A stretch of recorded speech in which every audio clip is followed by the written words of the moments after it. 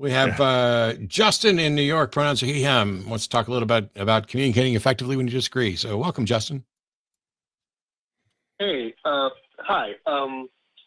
Sorry, this is my first time calling. So, but I've been watching this literally for like 10 years, and you helped basically me get more knowledge to be able to escape like my Catholic, upbringing. But in any case, this is not the point of the debate. Thank you. So I just want to thank you.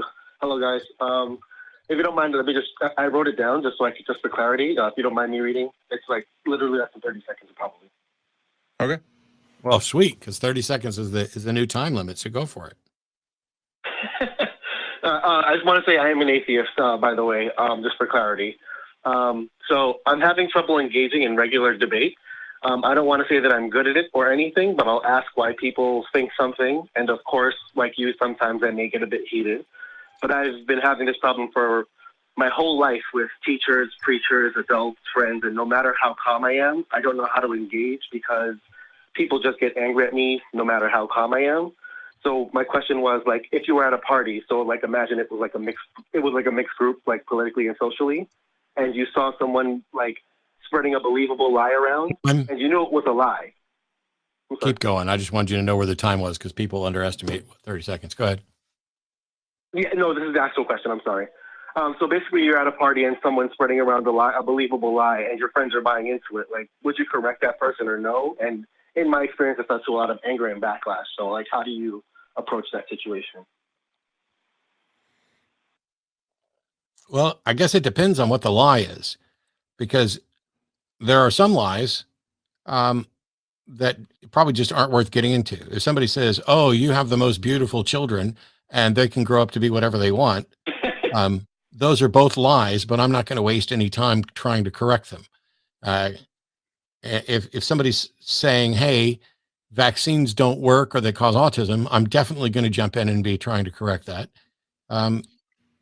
It is my desire to jump in and offer corrections and updates are entirely contingent on the amount of potential harm that's going to come from the belief.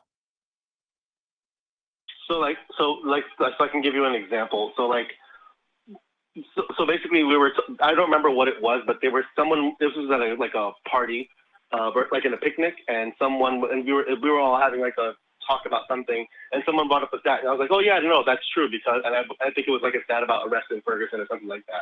But then the person moved it on to, and that's why they killed Dr. Seppi, because he had the cure for cancer. And I was like, what?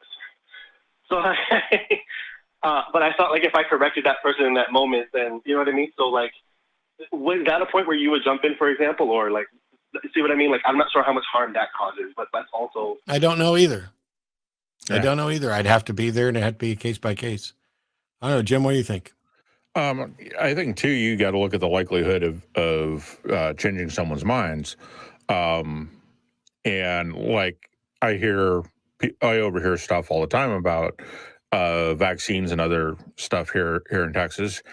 And I don't jump in because there's absolutely zero reward for risking pissing people off in Texas, where, violence is always an option. And so there's other considerations too, but as a general rule, asking questions, like, where did you hear that? And is that a good source? And basically taking a more straight epistemology approach tends to work a little bit better than the direct confrontational approach that we apply here, in most cases. And so that tends to work better in a one-on-one situation, or at a party, and you're just asking questions and you're keeping it friendly. And once they start getting heated, then it may be time to go ahead and walk away and go find another conversation to get into.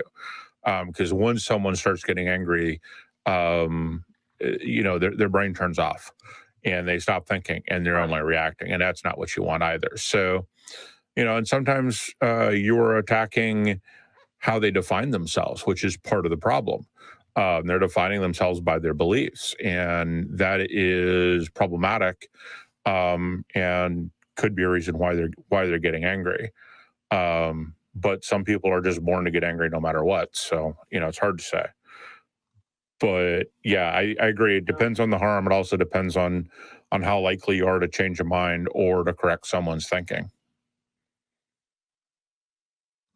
Okay, that's a fair point. Thanks, guys. I really appreciate it. I don't want to hold up too much time. Mhm. Thanks so much. Good luck. Sure. It's difficult to decide when you're going to intervene. And a lot of it has to do, I mean, like you said, some of it has to do with how likely you think you are to change somebody's mind. The other one is that it depends a little bit on who it is. So if somebody close to me who I love and respect has a really bad take on something, I might be much quicker to talk to them. I might be much slower to talk to them. For example, conversations with my mom about God are never going to happen again. It's absolutely a waste of time, and no good can come of it. Right. At least with me. Maybe somebody else can potentially change your mind.